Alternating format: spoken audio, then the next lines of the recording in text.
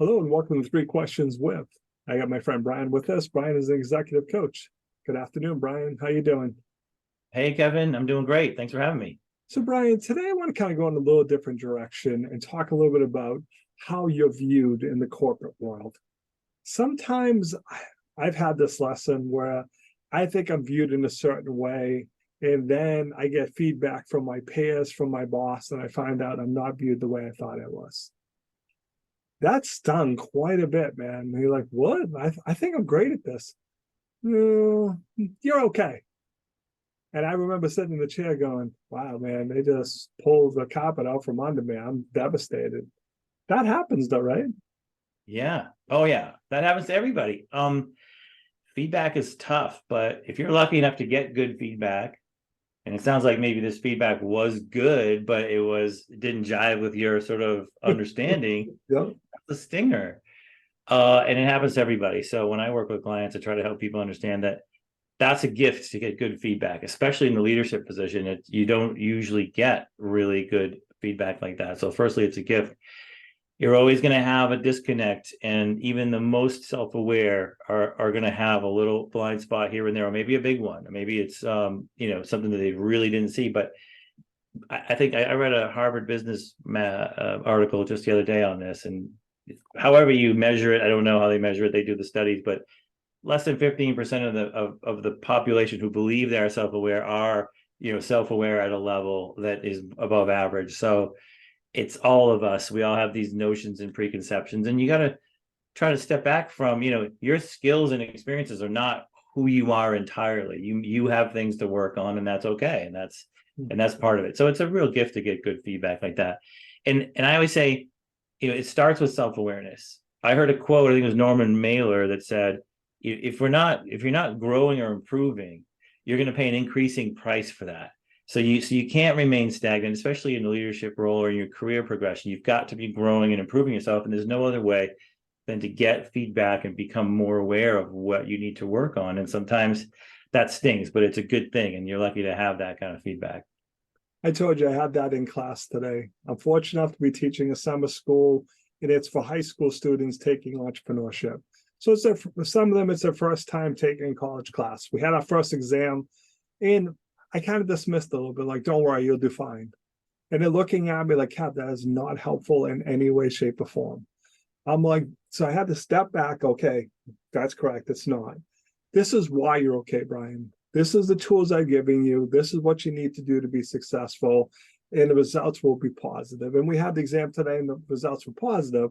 But just, I draw energy off of students, and I thought I was going to throw up today because they're all like, and I'm like, Brian, I promise you, I have you. Do not worry. And once the exam was over, they're all like, high five, Kev. They were happy.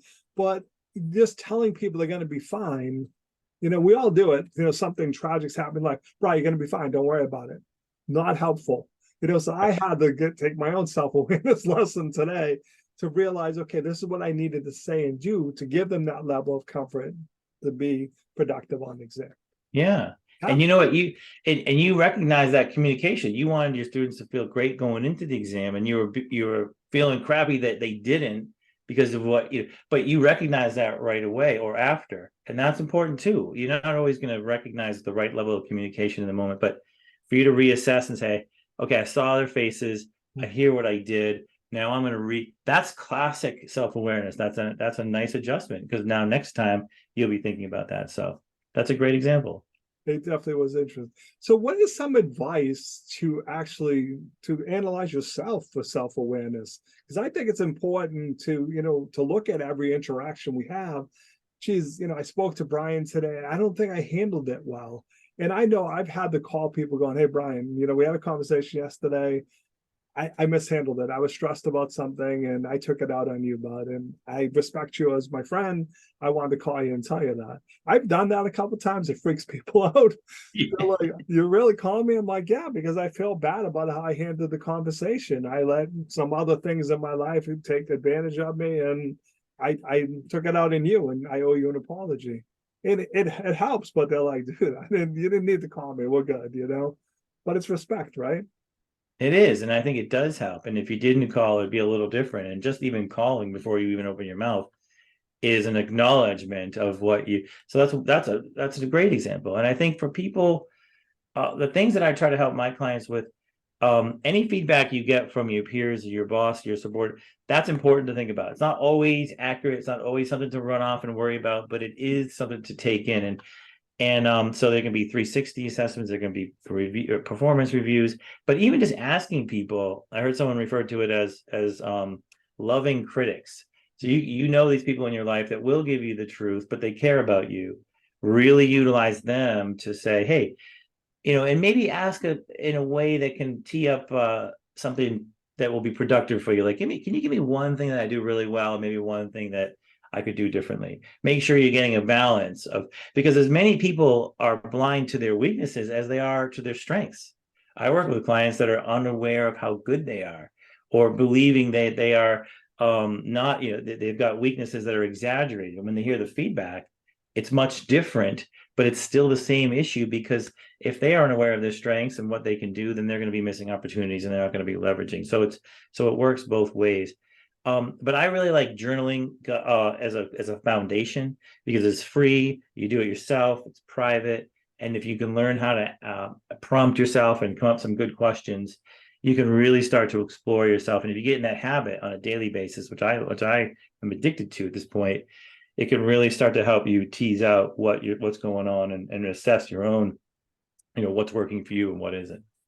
I like your advice about, validating what you hear, because like everyone running a business, people are like, oh, you need to do this, you need to do that.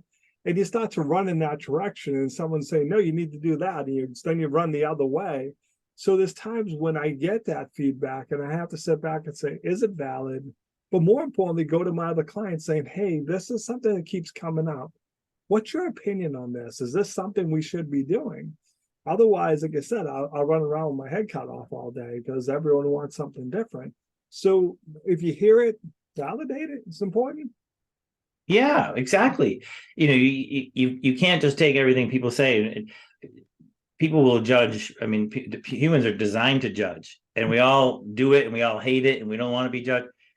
So it's painful, and you don't know if the feedback is coming from a place of the right place, or maybe it was circumstantial, but you should be, as you're saying, taking it in and then taking it further, asking questions, asking peers, paying attention, as you did in class, to people's faces, listening and as I said, asking questions, asking for feedback, and reflecting on your day and what went well and what didn't, and thinking about your relationships. I like to think about, when I'm talking to people, my clients, how they're doing is always reflected in their relationships. If you're struggling somewhere, you've got a struggling relationship somewhere, and if you're doing well, you've got a good. So you can look at the faces as you've done, or even think about where your day, and just reflect on what worked. But when you're getting that feedback, no, it's not absolutely true, but it is something you should incorporate, and what's true. If you're honest with yourself, after the period of reaction, what makes sense. So Brian, what's the best way for people to reach out to you? How can they learn more, my friend? Yeah, I'm on LinkedIn, of course. My website is stoicexecutive.com. And you can reach me at brian.frohn@stoicexecutive.com is my email. Brian, I appreciate you taking a few minutes to call to the show. And as always, thanks for being my friend. Thanks, Kevin.